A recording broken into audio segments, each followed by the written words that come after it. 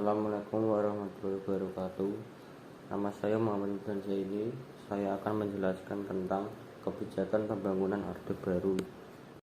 Tujuan pembangunan Orde Baru adalah menegakkan tata kehidupan bernegara yang didasarkan atas kemurnian pelaksanaan Pancasila dan Undang-Undang Dasar 1445. Pada masa ini, pengertian pembangunan nasional adalah suatu rangkaian upaya pembangunan yang berkesinambungan yang meliputi seluruh kehidupan masyarakat, bangsa, dan negara.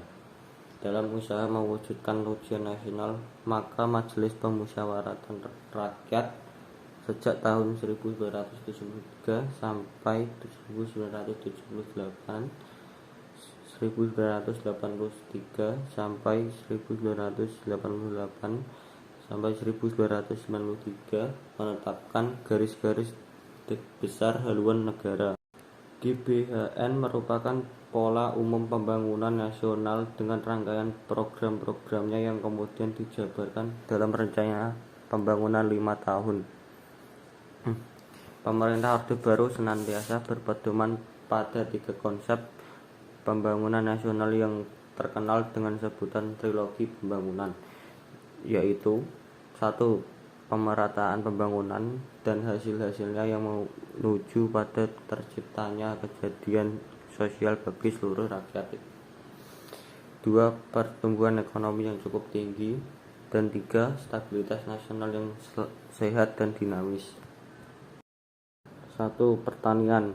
Sepanjang 1970-an hingga 1980-an dilakukan investasi besar-besaran untuk infrastruktur pembangunan 5 tahun. Swasembada pangan merupakan fokus tersendiri dalam rencana pembangunan yang dibuat oleh Soeharto. Soeharto juga mengembangkan institusi-institusi yang mendukung pertanian lainnya seperti Institusi Penelitian BPTP yang berkembang untuk menghasilkan inovasi untuk mengembangkan pertanian yang pada masa Soeharto salah satu produknya yang cukup terkenal adalah varietas unggul tahan warang. 2. Pendidikan. Pada masa kepemimpinan Soeharto, pembangunan pendidikan mengalami kemajuan yang sangat penting. Ada 3 hal yang patut dicatat dalam bidang pendidikan masa Orde Baru adalah pembangunan sekolah dasar Inpres, program wajib belajar, dan pembentukan kelompok belajar atau kejar. Semuanya itu bertujuan untuk memperluas kesempatan belajar, terutama di pedesaan dan bagi daerah perkotaan yang penduduknya berpenghasilan rendah. 3. Keluarga berencana. Pada masa Orde Baru dilaksanakan program untuk pengendalian pertumbuhan penduduk yang dikenal dengan keluarga berencana. Pada tahun 1967, pertumbuhan penduduk Indonesia mencapai 2,6% dan pada tahun 1996 telah menurun drastis menjadi 1,6%. 4. Kesehatan masyarakat Posyandu. Perkembangan pusat kesehatan masyarakat bermula dari konsep Bandung Plan diperkenalkan oleh Dr. Y. Leimena dan Dr. Patah pada tahun 1951. Konsep Bandung Plan terus dikembangkan tahun 1967 diadakan seminar konsep puskesmas.